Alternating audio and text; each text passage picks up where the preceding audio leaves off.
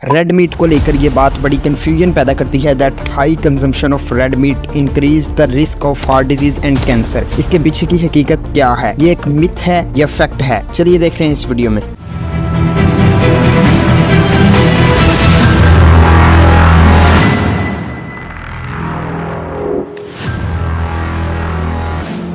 Red meat होता क्या है? बेसिकली बीफ, मटन, लैब और गोट ये सब रेड मीट में आते हैं। चूँकि ईद उल अजहा का मौका है तो इस मौका पर मुस्लिम कम्युनिटी में आलमोस्ट बीफ का इस्तेमाल कुर्बानी के तौर पर बहुत आम होता है। तो बात करते हैं बीफ के बारे में। इस आर्टिकल को देखें। When consumed in moderation beef can improve muscle growth and maintenance. It's also rich in iron and zinc but high consumption of beef has been linked to an increased risk for heart disease and cancer। पहले अगर heart disease की बात करें तो इसकी सबसे बड़ी वजह है सैचुरेटेड फैट। 100 ग्राम बीफ की न्यूट्रिशनल वैल्यूज देखें तो इसमें 217 calories, 61% water, 26.1 gram protein, carbs, sugar और फाइबर 0 ग्राम। यहाँ ये बात भी क्लियर हो जाती है कि रेड मीट लेना शुगर पेशेंट्स के लिए काफ़ी हद तक सेफ है। जबकि फैट की बात करें तो इसमें 11.8 ग्राम फैट होता है। बेसिकली यही saturated fat blood cholesterol levels को बढ़ा देता है और वजह बनता है हार्ट डिजीज की। It is the world most common cause of premature death.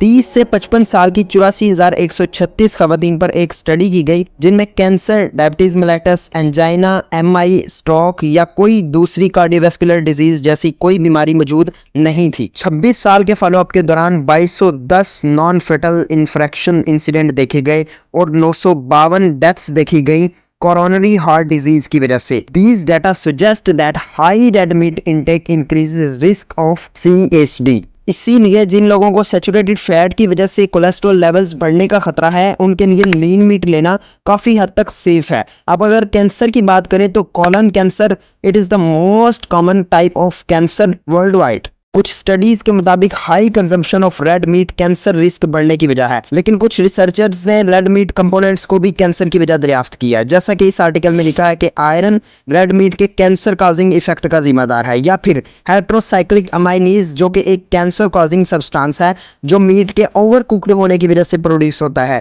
ये भी सजेस्ट किया गया कि प्रोसेस्ड मीट में क्यूरिंग के दौरान इस्तेमाल होने वाले कंपाउंड्स भी कैंसर की वजह हो सकते हैं। नेशनल इंस्टीट्यूट ऑफ हेल्थ के अंदर साल 1995 में 50 से 71 साल के करीबन 5 लाख लोगों के एक ग्रुप पर स्टडी की गई जिसके 8.2 ईयर्स के फॉलोअप के दौरान 53,396 कैंसर के वाकयात देखे गए। स्टैटिस्टिकली 20% से 60% तक इसोफेजियल, कोलोरेक्टल, लीवर और लंग्स कैंसर के खतरात वाजे थे। प्रोसेस्ड मीट की ज्यादा मिकदार वाले अफराद में कोलोरेक्टल कैंसर का खतरा 20% जबकि लंग्स कैंसर का खतरा 16% बढ़ जाता है। यहाँ पर यह बात क्लियर हो जाती है कि रेड मीट की बजाय excess consumption of processed red meat is more dangerous for health. अब प्रोसेस्ड मीट क्या है? मीट को हजारों सालों से प्रोसेस्ड किया जा रहा है, लेकिन आज के ज़माने में मीट को सेव करने के लिए, इसकी शेल्फ लाइफ बढ़ाने के लिए या फिर इसके टेस्ट को इन्हेंस करने के लिए कुछ केमिकल्स मीट में डायरेक्ट इंजेक्ट किए जाते हैं। ये केमिकल्स सेहत के लिए बहुत हार्मफुल होते हैं। अब अगर हम रेड मीट के यूज़ के साथ इन हेल्थ कंसर्न से महफूज रहना चाहते हैं तो हमें कौन सी प्रिकॉशंस लेनी होंगी? ऑस्ट्रेलियन डाइटरी गाइडलाइंस के मुताबिक डेली इंटेक में आप 65 कुक्ड लीन मीट ले सकते हैं, यानी 455 gram cooked lean meat per week intake कर सकते हैं। लीन मीट क्या होता है? लीन मीट के बारे में क्लियर कर लें कि ऐसा रेड मीट जिससे फैट को हटा दिया जाता है लीन मीट कहलाता है। कुछ स्टडीज के मुताबिक करीबन 10 ग्राम से कम फैट हो तो वो रेड मीट लीन मीट होता है। यहाँ हाई इंटेक प्रॉब्लम तो क्लियर हो गई, लेकिन मजीद 3 चीज़ों को मद्देनजर रखना बहुत ज़रूरी है। Number 1, quality of red meat. अमूमन सिटीज़ वगैरह में जो मीट मिलता है वो ज़्यादातर प्रोसेस्ड होता है, या फिर अगर आप एनिमल्स खरीदते हैं तो मैक्सिमम केसेस में जो एनिमल्स आपको मिलते हैं इनको हैवी हार्मोन स्टीरॉइड से इंजेक्ट किया जाता है, आर्टिफिशियल फीड्स खिलाई जाती हैं। इसकी वजह से इन जानवरों की मीट क्वालिटी काफ़ी ख़राब होती है। लेकिन कुछ इलाकों में ये एनिमल्स नेचुरल ग्रास में, सनलाइट में ग्रेज करते हैं। इन एनिमल्स की मीट क्वालिटी काफ़ी बेहतर होती है। इनमें विटामिन्स और मिनरल्स हाई अमाउंट में पाए जाते हैं। Number 2, processed meat. मैं पहले भी बता चुका हूं कि मीट को प्रोसेस्ड करने के लिए मीट में मुख्तलिफ इंजेक्शन लगाए जाते हैं। फॉर एग्जांपल, कुछ एनिमल्स को बहुत ज़्यादा एंटीबायोटिक्स लगाए जाते हैं, जिसकी वजह से ह्यूमन में एंटीबायोटिक रेजिस्टेंस पैदा हो जाती है। इन एनिमल्स में प्रोजेस्टेरोन और एस्ट्रोजन के डेरिवेटिव्स इंजेक्ट किए जाते हैं और ये कंपाउंड्स हमारी बॉडी में एक्टिव फॉर्म में पास होते हैं और ये कंपाउंड्स कुकिंग से भी अच्छी तरह ख़त्म नहीं होते। या फिर कुछ ऐसे ग्राउंड्स जहाँ एनिमल्स ग्रेज करते हैं, वहाँ करीब इंडस्ट्रीज होती हैं जहाँ से निकलने वाले केमिकल्स इन ग्राउंड्स में स्प्रेड होते हैं और जब ये एनिमल्स वहाँ ग्रेज करते हैं तो ये केमिकल्स इनके फैट में स्टोर हो जाते हैं और फिर डायरेक्ट हमारी बॉडी में चले जाते हैं। Number 3, cooking methods. Cooking food quality पर बहुत ज़्यादा इम्पैक्ट रखता है। लाइक कुकिंग से मीट में मौजूद बहुत से हार्मफुल केमिकल्स डिस्ट्रॉय हो जाते हैं, टेस्ट इनहेंस होता है।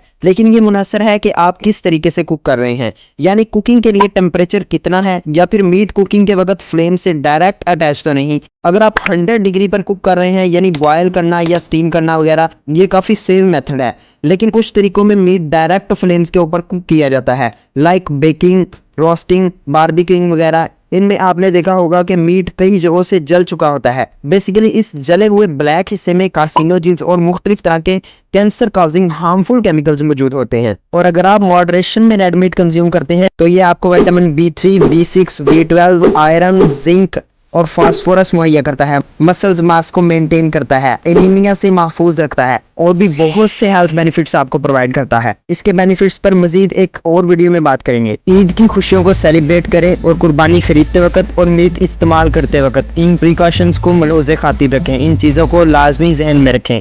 अब तक के लिए इतना ही, मिलते हैं नेक्स्ट वीडियो में। अगर आपको वीडियो पसंद आई है तो लाइक कर दें और चैनल को सब्सक्राइब कर दें। बहुत बहुत शुक्रिया।